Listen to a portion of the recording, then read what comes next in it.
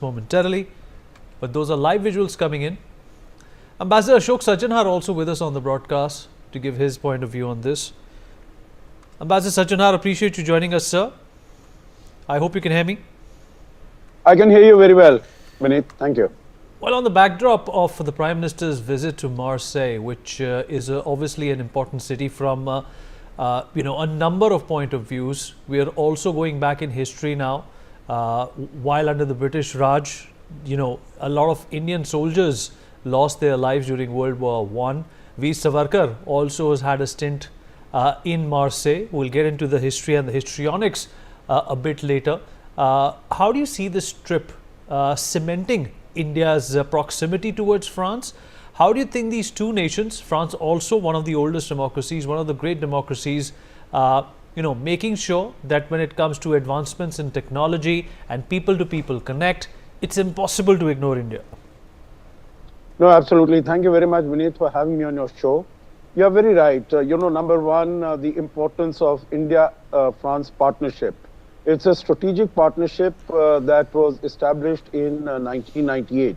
In fact, it was the very first strategic partnership that India established with any country. All the other strategic partnerships, whether it is with the US or Russia or any other country, they came much later. They came later, not much later, they came later in about 2000 during the time of Prime Minister Vajpayee also. So this is a very important partnership. You mentioned defense is a very important element of our bilateral relations. In addition to that, we have nuclear energy also. And we have made some changes in the budget in our laws, domestic laws. So we can be hopeful that the Jaitapur plant that has been pending for many years in Maharashtra, that we might be able to see come to fruition. Also small modular reactors, medium modular reactors. So this is on the bilateral context, a very important partnership, people to people connect, very significant, and advanced technology, emerging technologies, critical technologies. And it's a matter of great pride and a recognition of India as an emerging technological power that France invited Prime Minister Modi to co-host the AI summit, and then India will be hosting the next AI summit. So I think on the India-France front, relationship is very strong, very dynamic. As far as Marseille is concerned, you are very right when you said, this is there are 1,000 Indian soldiers who perished in the First World War in this area. They are buried here under the it's a part of the Commonwealth War Graves Commission. That is where they are buried. And Prime Minister Modi is gone to pay his homage to these fallen soldiers. Also, one of the strongest votaries and activists as far as the Indian freedom struggle is concerned, Veer Savarkar, he also has a very strong link with Marseille. But in addition to that, the other programs of Prime Minister Modi, if I could very briefly touch upon them. Number one, inauguration of the Consulate General. So in addition to the our embassy in Paris, we will have another office in Marseille. That's the first Consulate General that is being established. Very important for commerce because, commerce, trade, investments, economic cooperation is one area where India and France still have to do a lot of work, have to take the partnership forward. So that is very important. That is also the hub of, it's on the Mediterranean Sea. It's located on the Mediterranean Sea. What we have been talking about, the IMEC, the India, Middle East, Europe Economic Corridor.